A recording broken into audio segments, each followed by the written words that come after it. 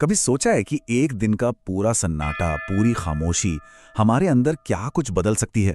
चलिए, आज हिंदू कैलेंडर के एक ऐसे ही बहुत गहरे आध्यात्मिक दिन, मौनी अमावस्या, के रहस्य और उसके महत्व को समझते हैं। यही वो सवाल है जो आज के इस पूरे विश्लेषण की जड़ में है। देखिए, हमारी दुनिया लगातार नोटिफिकेशंस, ट्रैफिक और बातों के शोर से गूंजती रहती है। ऐसे में एक दिन की चुप्पी की ताकत को समझना शायद पहले से कहीं ज्यादा जरूरी हो गया है। तो चलिए, सबसे पहले इसकी बुनियाद को समझते हैं, यानी मौन का व्रत। और ये सिर्फ बात न करने से कहीं कहीं ज्यादा गहरा है। असल में मौनी अमावस्या पर इस व्रत को रखने से साधक को बहुत ज्यादा आध्यात्मिक पुण्य मिलता है। ये सिर्फ बाहरी चुप्पी नहीं है, ये तो अपने अंदर की ऊर्जा को संभालने का, उसे कंट्रोल करने का एक जबरदस्त तरीका है, जिससे मन को सुकून और आत्मा को ताकत मिलती है। और हाँ, इस दिन का नाम भी अपने आप में एक कहानी कहता है।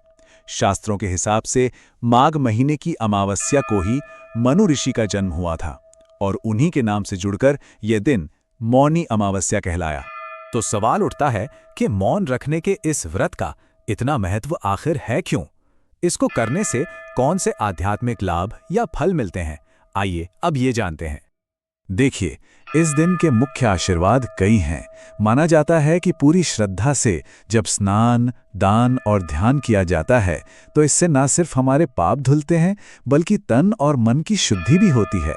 और तो और ये हमारे पितरों यानी पूर्वजों को शांति और मोक्ष दिलाता है, जिससे हमारी अपनी इच्छाएं भी पूरी होती हैं। दरअसल हर अमावस्या तिथि को पितरों की तिथि ही माना जाता है। इसीलिए इस दिन उनके लिए किया गया तर्पण और पूजा पाठ उन्हें सुकून देता है और उनकी मुक्ति का रास्ता खोलता है। तो अब जब हम इसका महत्व समझ चुके हैं, तो चलिए अब जरा प्रैक्टिकल बातों पर आते हैं। मतलब 2026 में इस दिन को मनाने की तारीखें और सही समय क्या है? तो तारीख याद रखिएगा, 18 जनवरी 2026, दिन होगा रविवार। स्नान, दान, व्रत और पूजा, ये सारे मुख्य काम इसी दिन किए जाएंगे। अब यहाँ एक दिलचस्प बात है।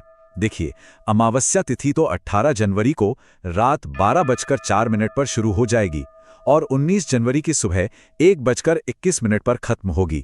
लेकिन हिंदू पंचांग में उदय तिथि का नियम चलता है। मतलब सूर्योदय के समय जो तिथि होती है वही पूरे दिन मानी जाती है।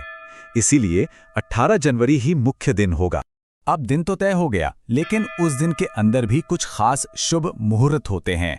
चलिए देखते हैं कि 18 जनवरी को वे कौन से समय हैं जब पूजा पाठ का फल कई गुना बढ़ सकता है।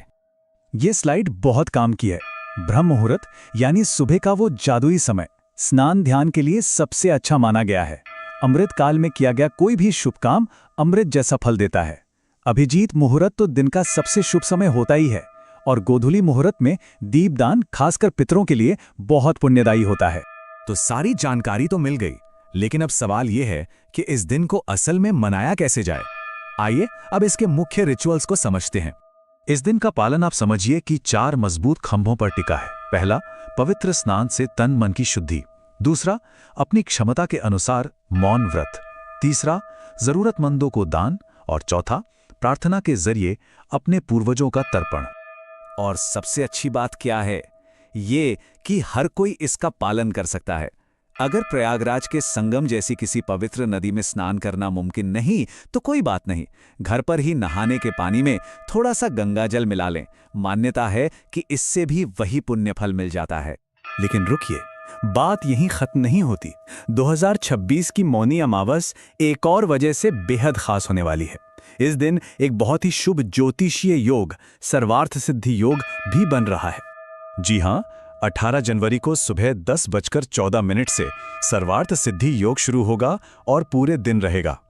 इसका मतलब यह है कि ग्रहों का एक ऐसा शुभ संयोग बन रहा है जिसमें किया गया कोई भी अच्छा काम या पूजा निश्चित रूप से सफल होती है। ये उस दिन की आध्यात्मिक शक्ति को कई गुना बढ़ा देता है। तो बात घूम फिर कर वहीं आ जाती है। मौनी अमावस्या सिर्फ एक धार्मिक अनुष्ठान नहीं है, बल्कि ये एक मौका है अपने भीतर झांकने का, उस गहरी शांति को महसूस करने का जो बाहरी दुनिया के शोर से कहीं परे मौजूद है। जरा सोचिए, इस शोर भरी दुनिया में एक पल की सच्ची खामोशी में क्या कुछ नहीं खोजा जा सकता।